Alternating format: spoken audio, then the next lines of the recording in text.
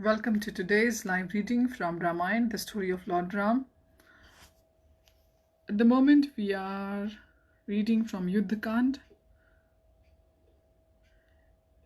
and yesterday we finished reading when Lord Ram, along with Lakshman and Sugriv, they were going to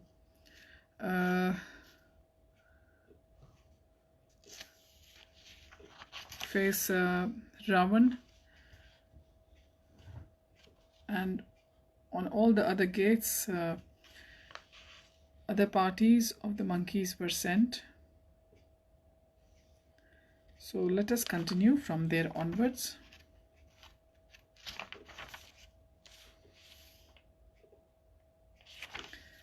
Om Namo Bhagavate Vasudevaya, Om Namo Bhagavate Vasudevaya, Om Namo Bhagavate Vasudevaya.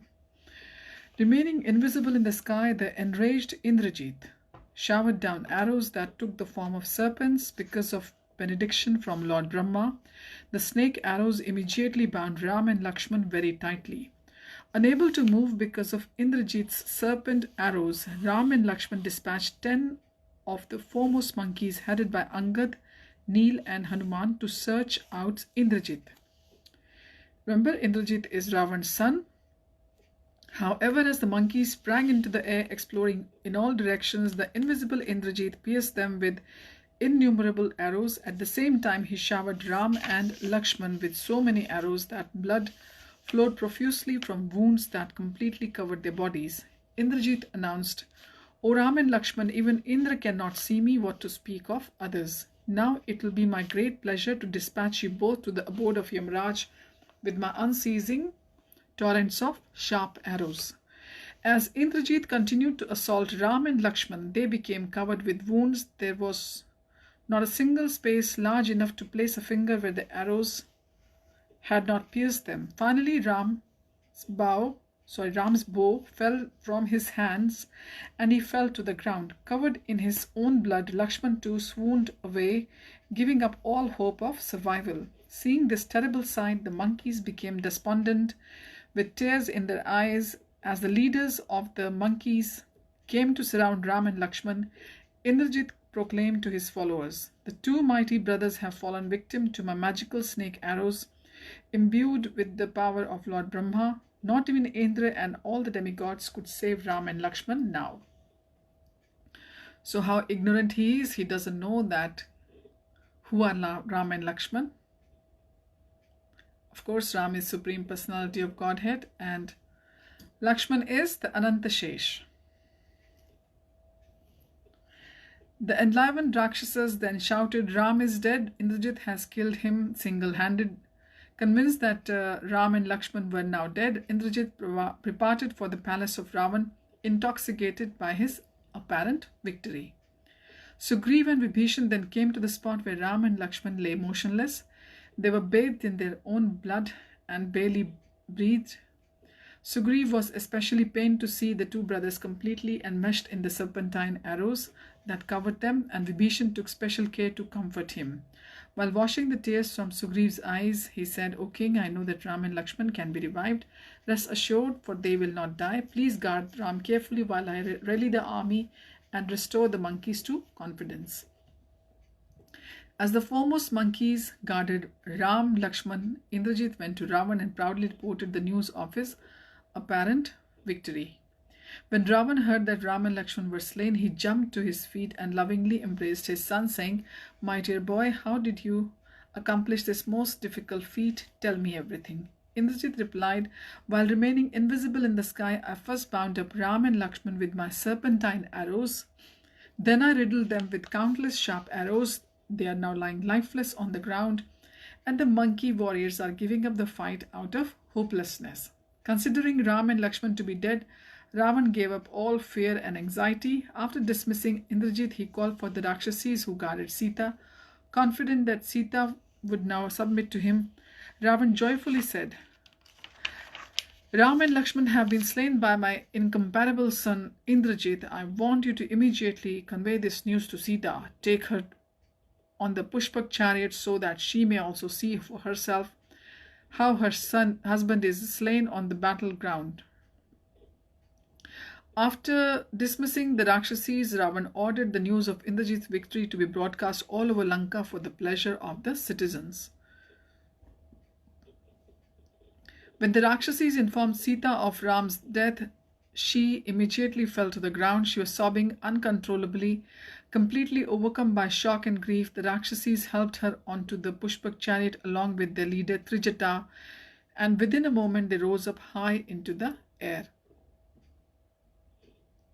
While flying over the battlefield, Sita could see many slain monkeys and Rakshasas. Then she suddenly beheld Ram and Lakshman lying on the ground, surrounded by grieving monkeys. As Sita heard the Rakshasas rejoicing,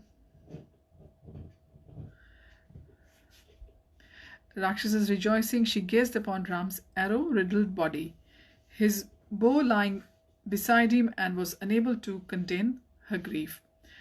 Wailing loudly, she began lamenting. Formerly learned Brahmanas, masters of astrology and palmistry, all assured me, O fortunate princess, you will bear sons and never suffer for becoming in such state. In the future, you will become the queen of an illustrious king who will perform many great sacrifices.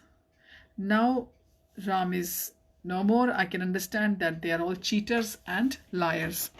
The Brahmanas assured me of a good fortune, describing my auspicious bodily features. They told me that you have dark hair, your eyebrows are curved and separated, your closely set teeth are even, and your rosy fingers and toes have no space between them. And so on.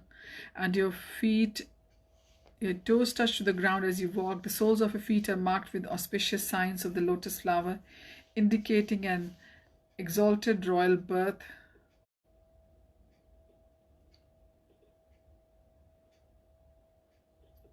Combined with the lotus petal eyes and gentle smile, all these symptoms indicate that the highest good fortune awaits you.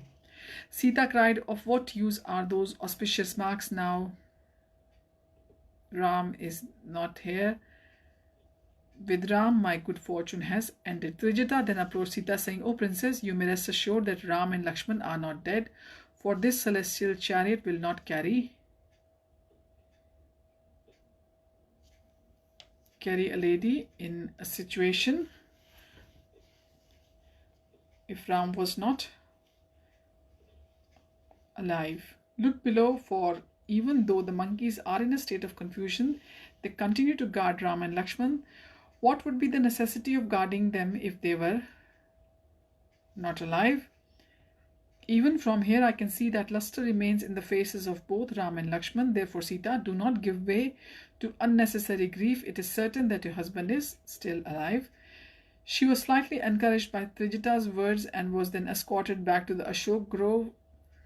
Regardless of thinking of her husband's desperate condition, she soon gave way to grief and despair.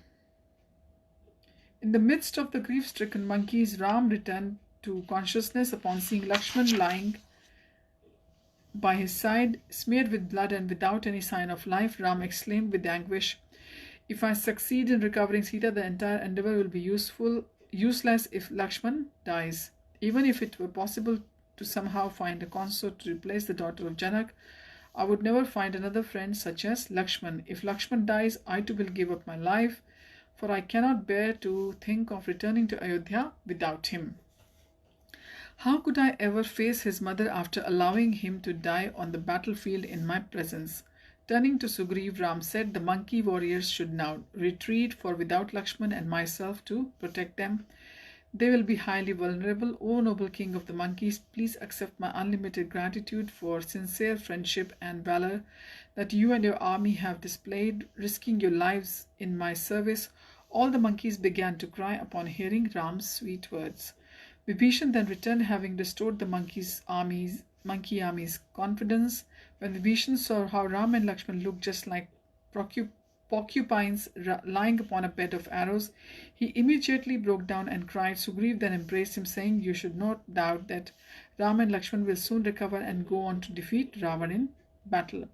Sugriv then went to his father-in-law Sushen, saying, please arrange for Ram and Lakshman to be taken to Kishkindhya, where they can safely recover from their wounds. Let all the monkeys accompany them, while I remain here alone. After defeating Ravan single-handedly, I will return to Kishkindha with Sita. Sushant replied, long, long ago, when there was a great war between the demigods and demons, the demons were able to kill many of the celestials with their mystic illusions. Brihaspati, however, revived all the slain demigods by using mantras and special medicinal herbs. I suggest that Panas and Sampati go to the ocean of milk, for they are familiar with these herbs, known as Sanjeevan Karani and Vishalya, created by Lord Brahma himself. Sanjeevan Karani can revive a person who is practically dead.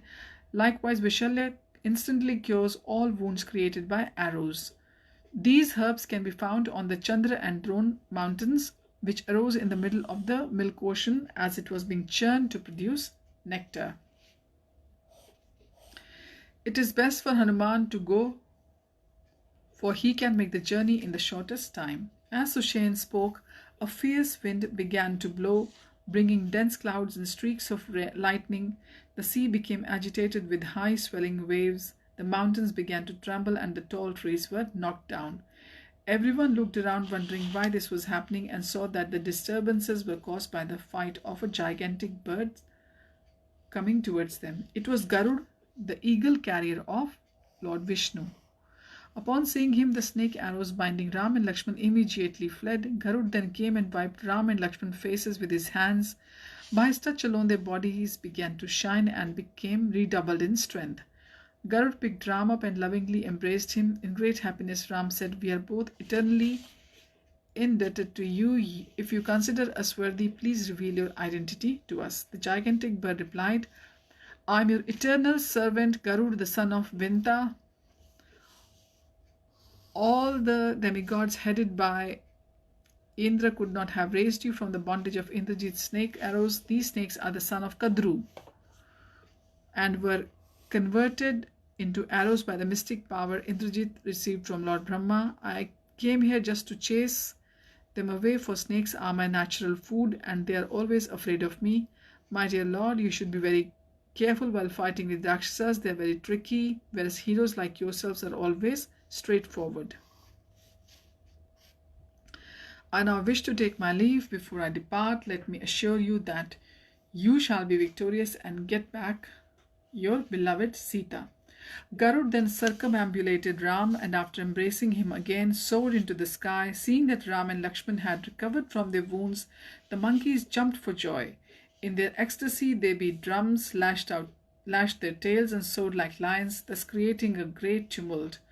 Then after taking up trees and great boulders, they again prepared to continue to fight. Hearing the joyful roaring of the monkeys, Ravan suspected that Ram and Lakshman had revived. To make sure, he ordered Rakshasas to investigate the reason for monkeys' bravado. After climbing onto the defensive walls, the Rakshasas saw that Ram and Lakshman were alive and well. With great fear, they rushed to give Ravan the news. His doubts thus confirmed. Ravan again became filled with anxiety and his face turned pale. Swelling with rage, he ordered the great Rakshas warrior Dhumraksha to go immediately and attack Ram. After quickly mobilizing his army, Dhumraksha mounted his donkey-drawn chariot, laughing robustly and exhibiting great pride. He headed for the western gate, where Hanuman had taken his stand. As Dhumraksha rode through the streets of Lanka, a great vulture landed on the back of his chariot, while other carnivorous birds perched upon his flagpole. Suddenly someone threw a headless trunk in his path, and clouds began pouring down rain mixed with blood. Dhumraksha became greatly perturbed at these ominous signs, and some Rakshasa soldiers even fainted. Still, Dhumraksha courageously approached the monkey warriors, who were all eager for combat. A fierce battle ensued and many Rakshas and monkeys were killed. The monkeys smashed the Rakshas with huge rocks and trees and tore at them with their sharp teeth and nails. Finally, because of the monkey's superior prowess, the Rakshasa army panicked and fled. We'll resume our reading from here onwards. Thank you for joining. Om Tat Sat. Hare Krishna.